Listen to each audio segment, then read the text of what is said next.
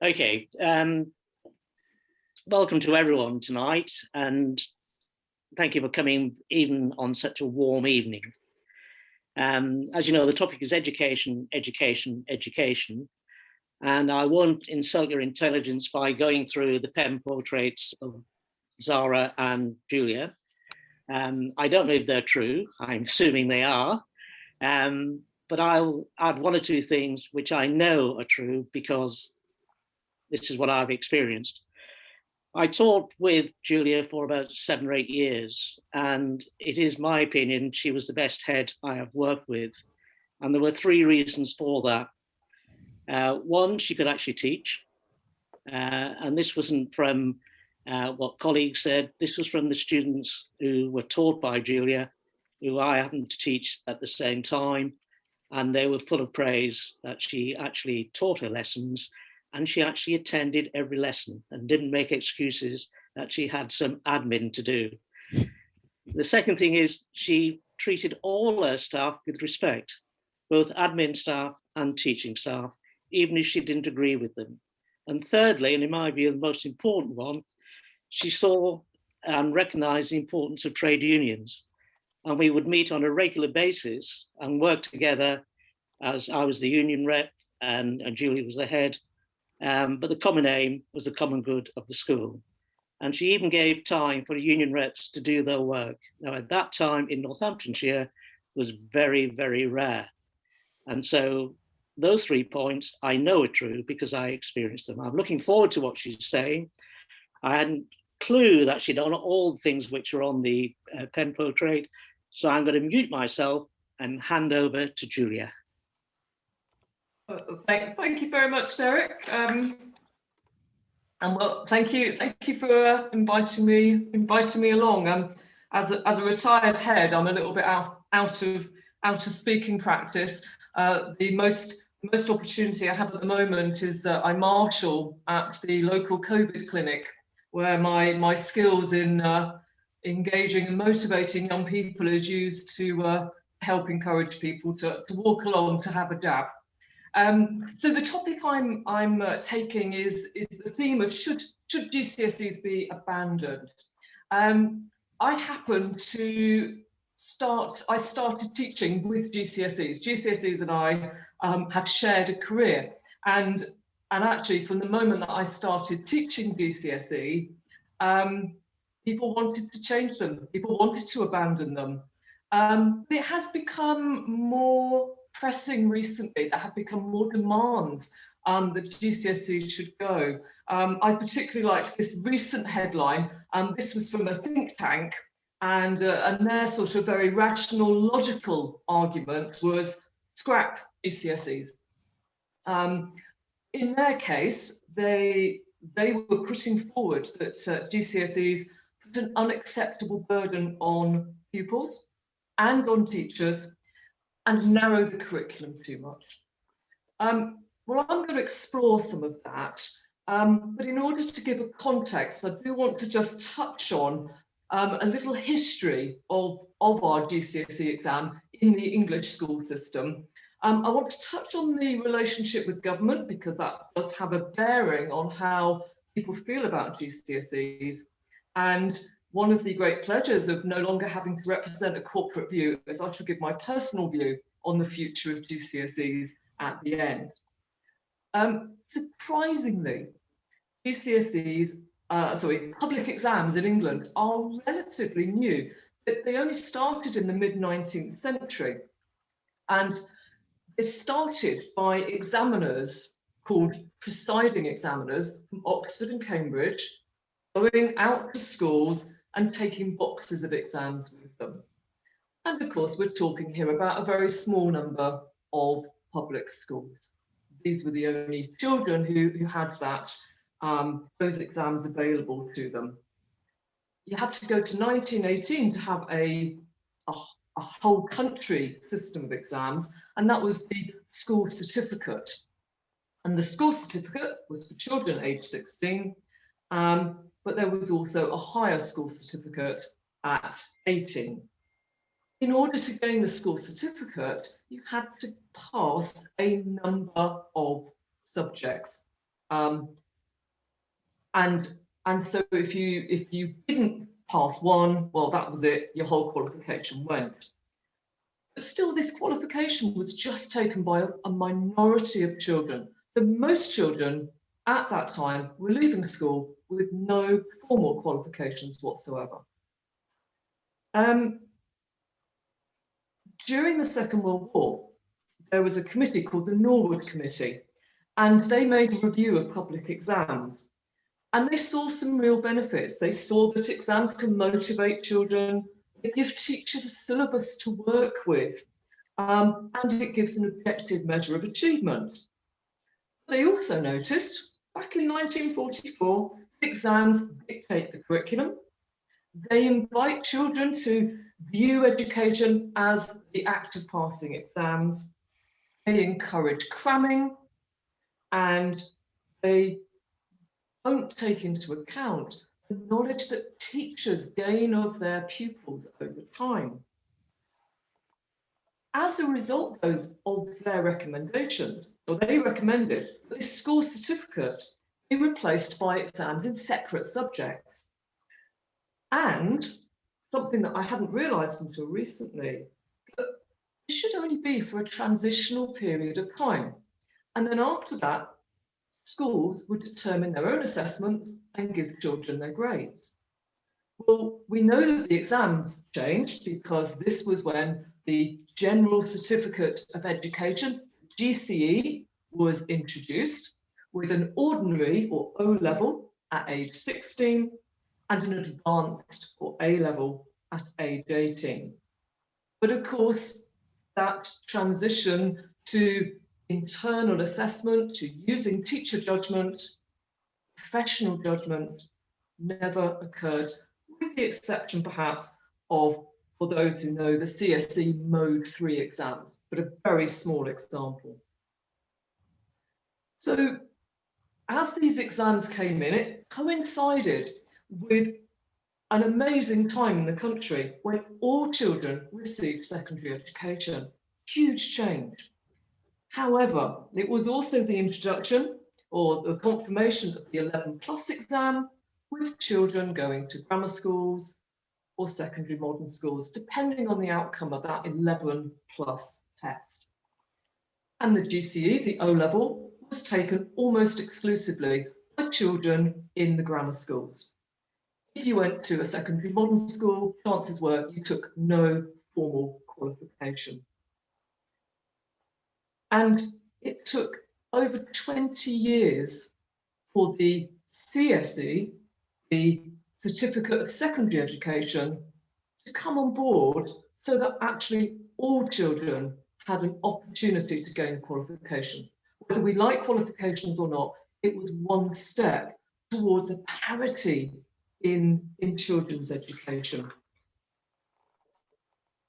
As we go into the 1970s, there's two things of note. There's the raising of the school leaving age, the ROSLA, for those who remember, and the ROSLA blocks.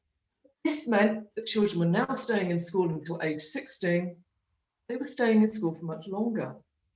The second thing that happened was that comprehensive schools were becoming the norm. And so quite frequently in the 1970s, children were being entered for the GCE, the O level, and the CSE.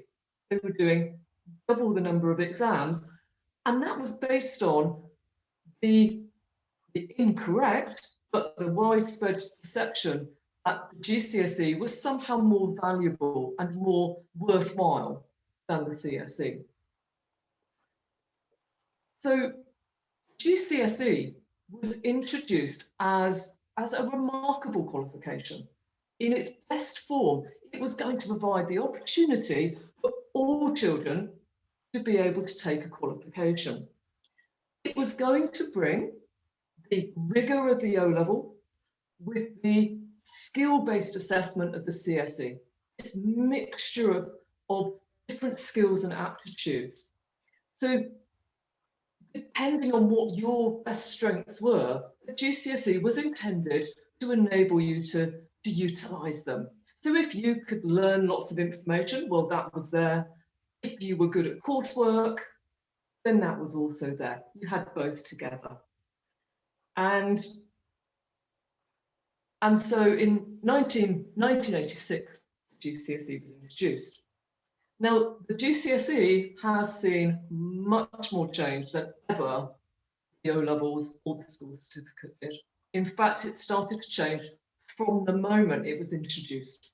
And the original intent, a great idea, was that you would have a single paper testing all abilities. Imagine, if you will, the challenge of perhaps taking a maths paper and starting off with questions that your grade G students could access, and then working through all the topics at all the grades until you have grade A questions. Well, the paper would be huge, and actually it would be much more a test of resilience and stamina than it would a maths ability. So by the mid-1990s, all GCSE, or nearly all GCSEs, were taught, were delivered as 2 tiers, a higher and a foundation. Very early on, again, there were concerns that the GCSE was too easy, and so the A-star grade was introduced, with the idea being that there would be additional rigour for that level. And then later on, there was the reduction of coursework. And indeed, ironically, given the original intent of the GCSE, there has been the complete removal of coursework from the majority of the GCSE qualifications.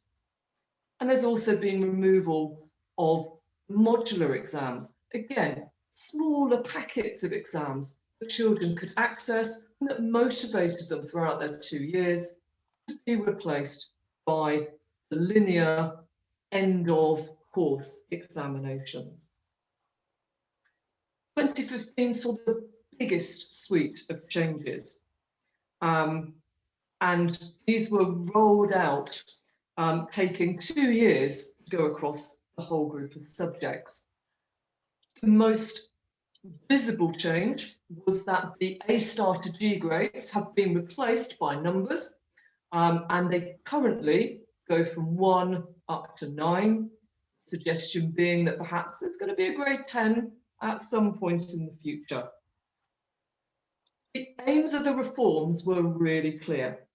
There had to be more challenging material, there was an increase in rote learning, and the qualifications would be differentiated by making the top grades harder.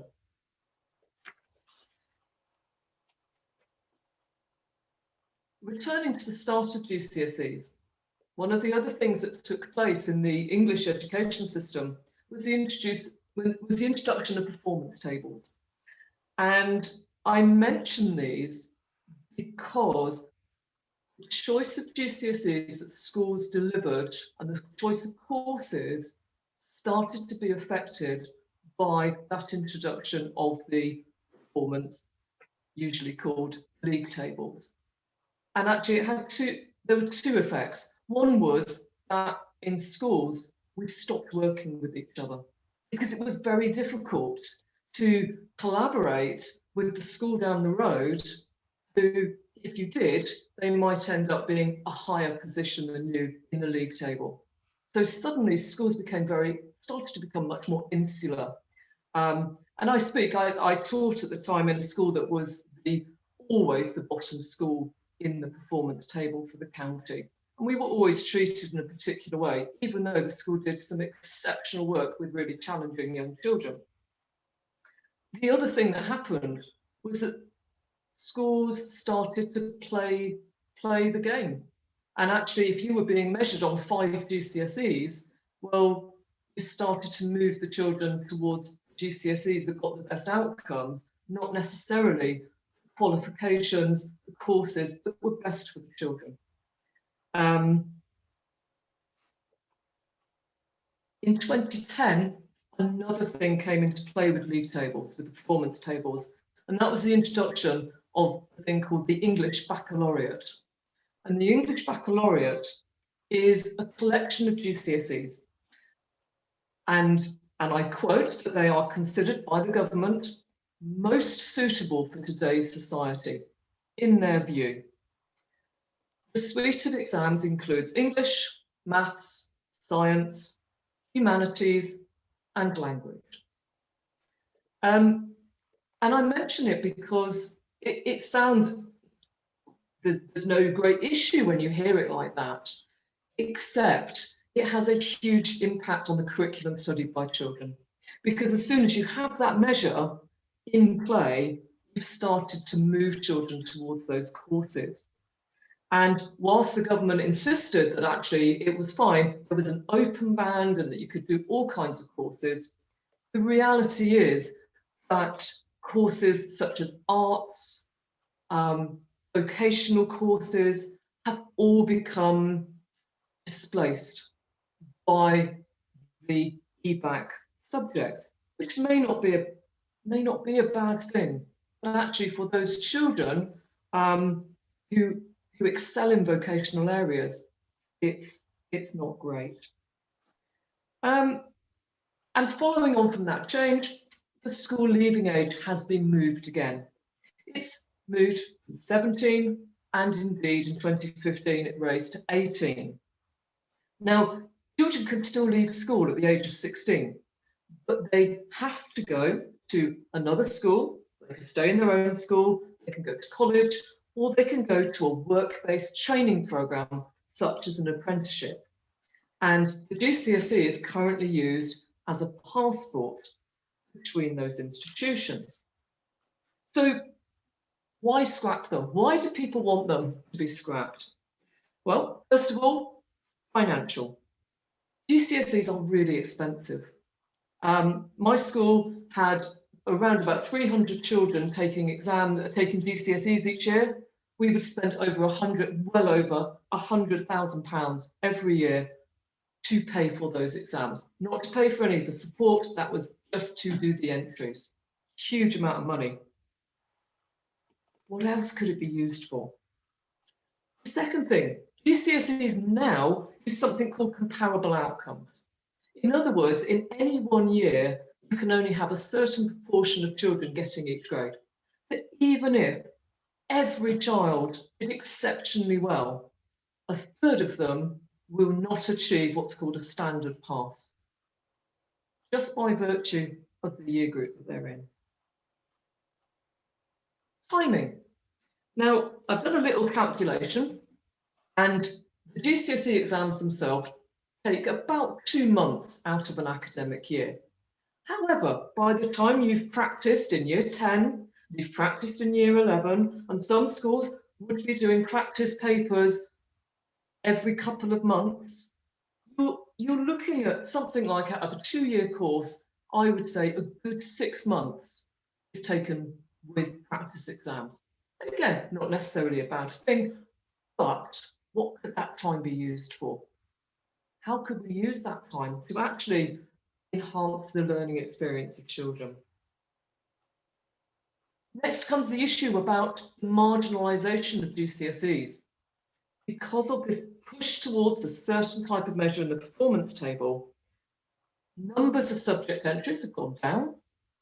Perhaps, again, no bad thing. It got quite extreme. It was at one point, I was in a school where, well, actually at NSG, we had children taking 14 GCSEs. That number is about halved now. So we've probably gone perhaps from too many to questionably too few. More worryingly, subjects such as design and technology have the entries halved in the past 10 years. And vocational subjects likewise have been marginalised, not least because those vocational subjects have now been taken altogether out of the performance table. Creative and performance subjects have also been diminished. And oh, what a great shame. There are issues between the tiers of entry. And the reality that even now, even though they're not called O-level and CSE, there is a perception that you're better off being entered for higher. Even though it doesn't appear on the on the certificate, even though it's designed to have an overlap. And again, there's two parts that concern me.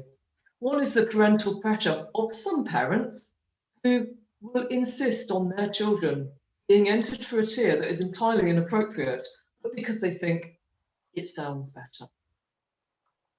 More worryingly, there's been some research by Cambridge, the Cambridge Exam Board, and they found for the same starting points, foundation paper is far more likely to be entered by boys and by economically disadvantaged students.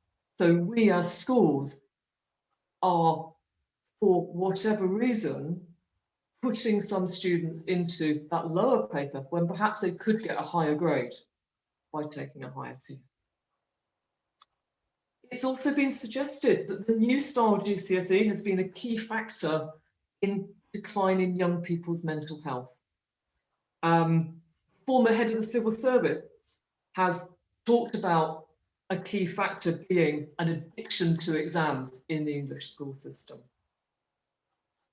Robert Helfrom, the chair of the Education Select Committee, before the pandemic said, this is the Education Select Committee, GCSEs are pointless and should be scrapped. He noted Britain is the only European country to have high stakes testing, external exams, at age 16, with other countries in Europe having teacher moderated assessments, low stakes testing to check that pupils are making progress. I'd also like to share just a little quote from John Humphreys. He gives a particular view. GCSEs are flawed.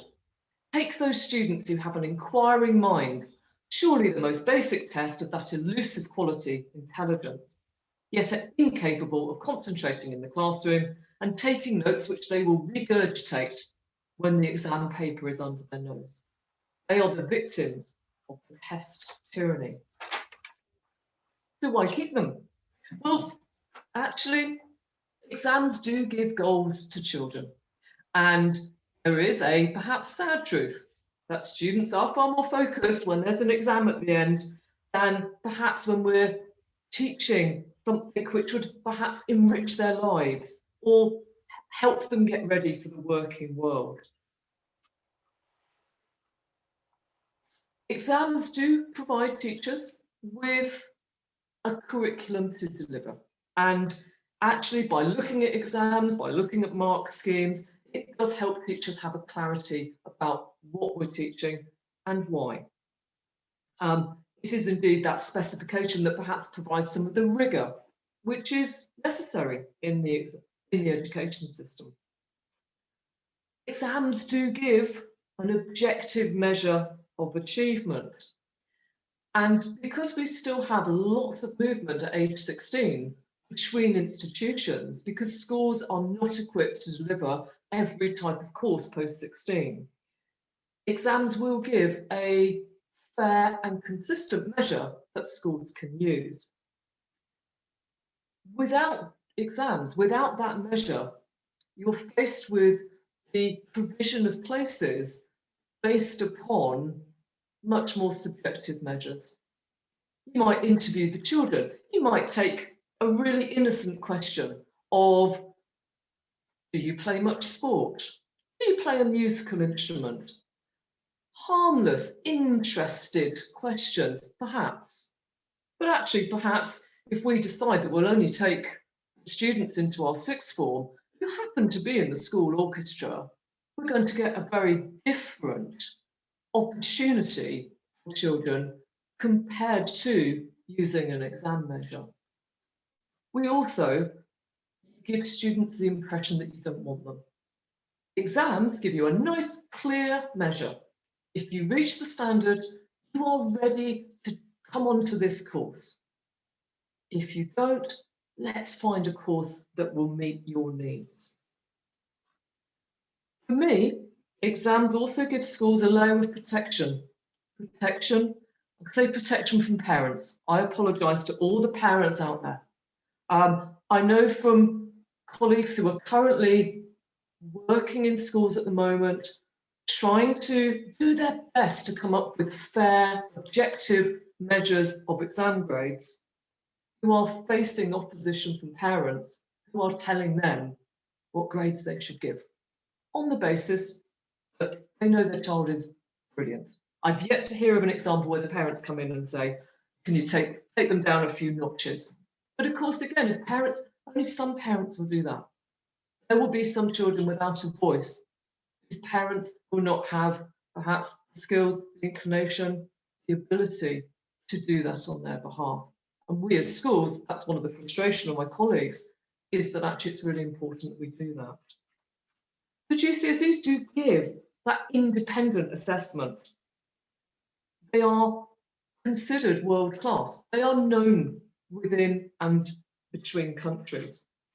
So our children get a qualification that becomes a currency both in this country but also beyond. And that can't be a bad thing. And our GCSEs can adapt. They have adapted. They are very different to the GCSEs that I started teaching in 1986. So why change? Why get rid of them? Why not just improve them? And there's also the fact that GCSEs come in a whole range of subjects. And that means our English system has breadth and it enables the children to learn a wide range of subjects before 16. There's one set of arguments for why there should be GCSEs, and these concern me. This is from Ofqual. Ofqual say that GCSEs should provide evidence of students' achievement against demanding and fulfilling content. Right. No issue there. They should provide a strong foundation of further academic and vocational study and for employment. No issue there. And they should provide a basis for schools and colleges to be held accountable for the performance of all their students. I'm less convinced. So, my view, the way forward, my personal view is that we should keep GCSEs, mainly because of pragmatism. Children need a final assessment to work towards. It keeps their motivation, it keeps their enthusiasm. Anybody who's ever tried teaching Year 9, once they've made their option choices, will confirm that children need exams to be motivated. It gives us a systematic measurement that has a value between institutions so children can follow the right pathway and have fair access to courses. However, the current model of students taking this narrow diet of subjects, a diet of subjects that meets the need of the most able, and denies all students breadth and is based upon students following subjects that gives the school, not the children, the right measure. It's a system where, as a head teacher trying to hold on to your job for a year, you can be swayed into putting a curriculum with GCSEs in place that will give you the best results for the school, for your job position, not necessarily for the child. It's a model that a child is not allowed now to take a GCSE in dance and in drama because the subjects are disallowed to count together. But they can take history and ancient history because one exam secretary, one education secretary deemed that as suitable. So let's be clear on fundamental subjects. Let's be clear on maths and English. They are incredibly important. Let's have those at the heart of the curriculum, but let's take out this measurement of the English baccalaureate so that schools can teach subjects where children can thrive.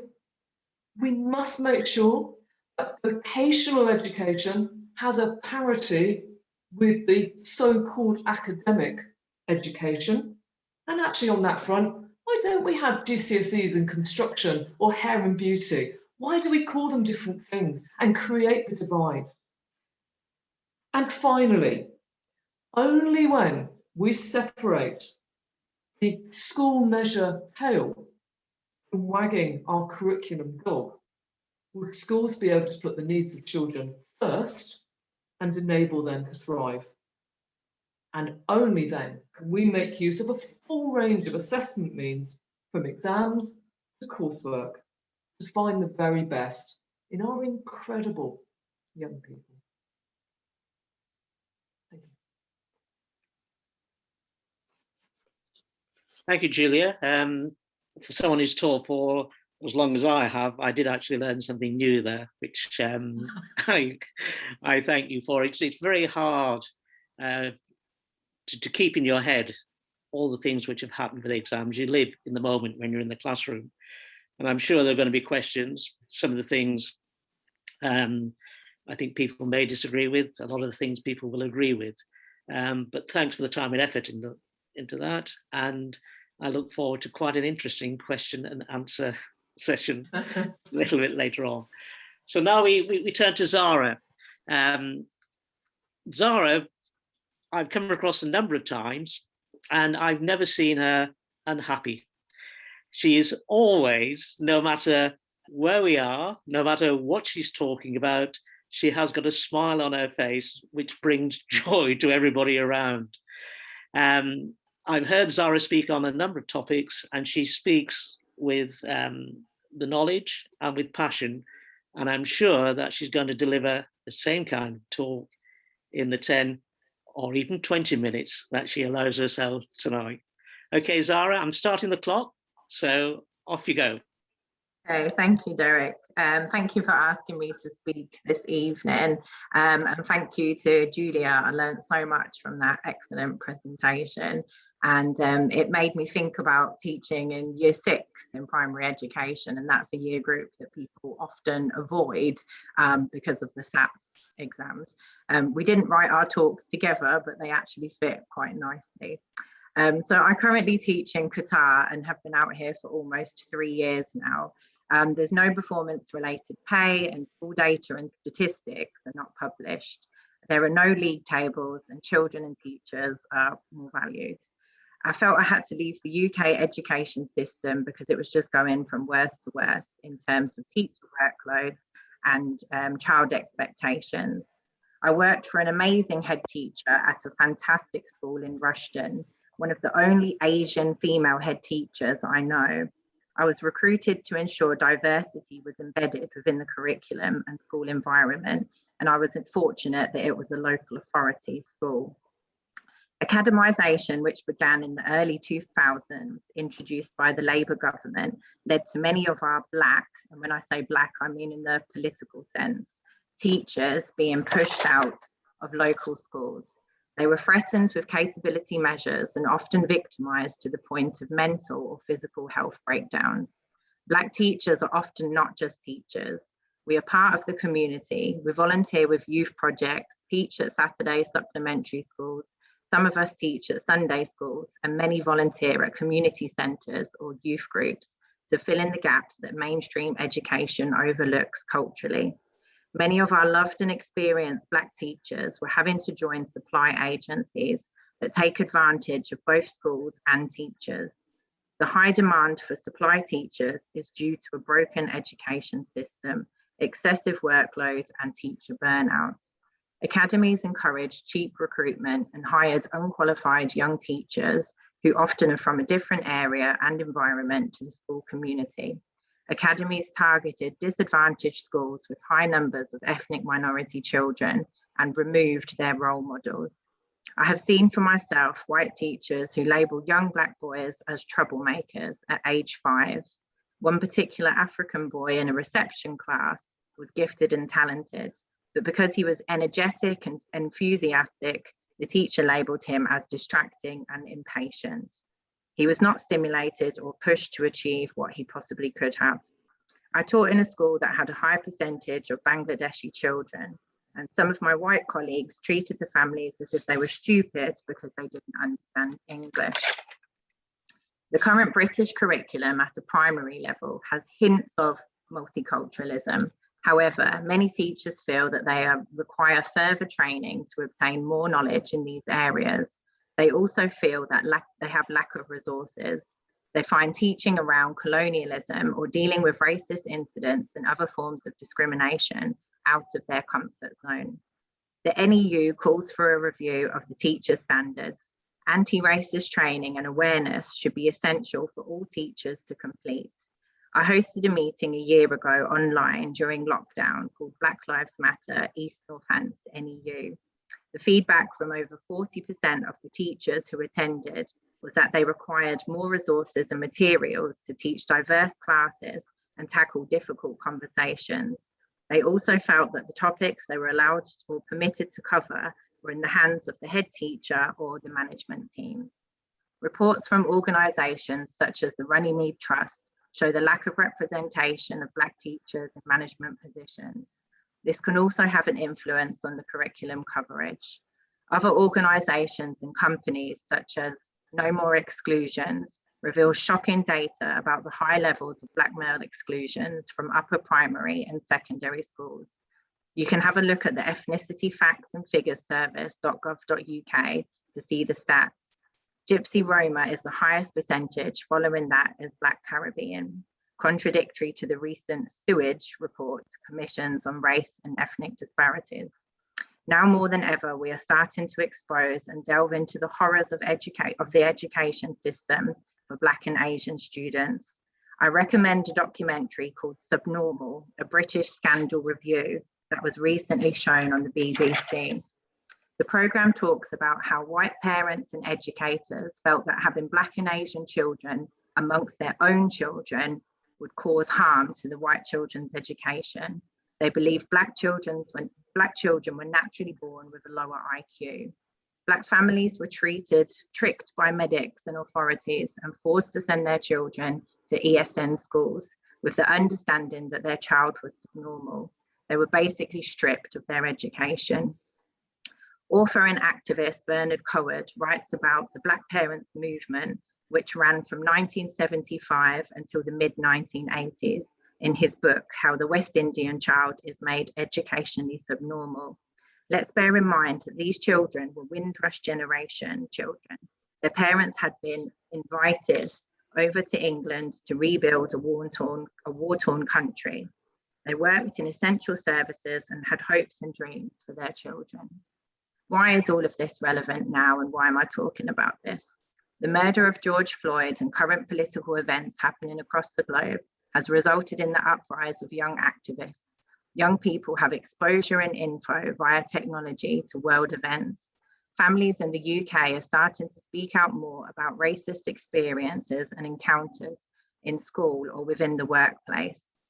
COVID has highlighted systematic racism within the education system, and Black teachers have felt more pressure to attend work and did not feel they were in a position in which they could self-isolate. Black teachers have not been getting their contracts renewed due to online learning and supposed financial strains. Sewell forgot to look into that when he wrote his report, I guess. The NEU Black Educators Group had held weekly meetings to support the well-being and mental health of their members. Very few of them had received support from their schools. There are great fears that the unconscious, or most times in my opinion, conscious bias grading would take place, and that Black and Asian students would be at a disadvantage even before COVID, Even before COVID in 2016, a study carried out by University College London's Institute of Education found that just 16% of predicted A-levels results are correct. Only 1 in 6 university applicants achieve the grades they are predicted. Black applicants had the lowest predicted grade accuracy, with only 39.1% of predicted grades accurate. An article online by the Huffington Post lists a number of Black student examples. Students predicted Ds and Es who actually achieved As. Shadow Women and Equality's Secretary Dawn Butler said, "Inbuilt biases in the education system are a worrying reality." While schools are operating in exceptional circumstances during COVID-19 pandemic, we still need to ensure that cross-checking and quality assurance processes are still put in place for grade assessments, both at school level and externally, to minimize the effects of individual teachers' bias And that quote is by Dr. Zubaida Haq, Deputy Director of the Runnymede Trust. Even Ofqual's Deputy Chief Regulator, Michelle Meadows, told the committees there was evidence of some bias. For the most able students with an ethnic minority background, there tends to be an under-prediction of the grades that students actually go on to get. I personally feel very fortunate that whilst during the pandemic, I am not teaching in England. All the press has done is bash teachers and devalued them, whilst the union has battled to protect them and the young people that they teach.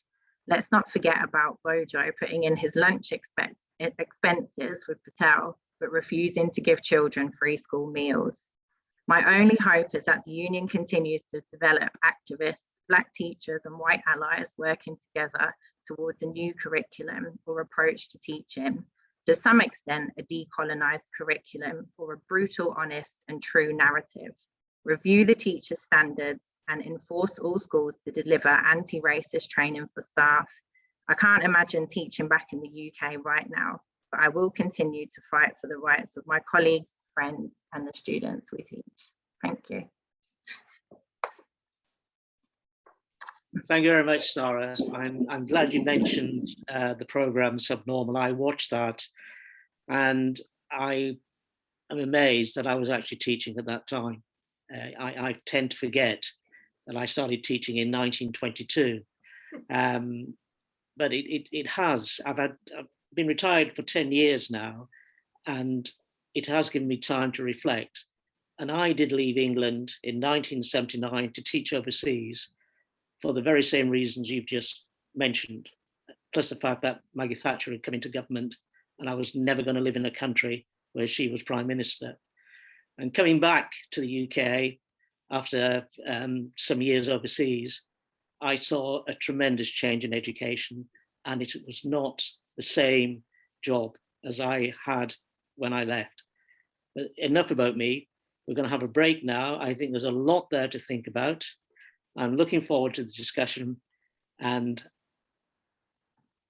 listening to other people's views rather than my own. Okay, thank you very much. So we'll take 5 minutes, Paul.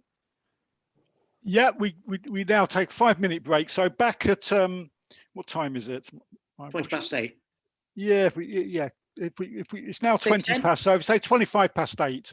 Yeah, 25 past 8. We'll come back, and I'm going to stop the recording now because normally we don't record the discussion.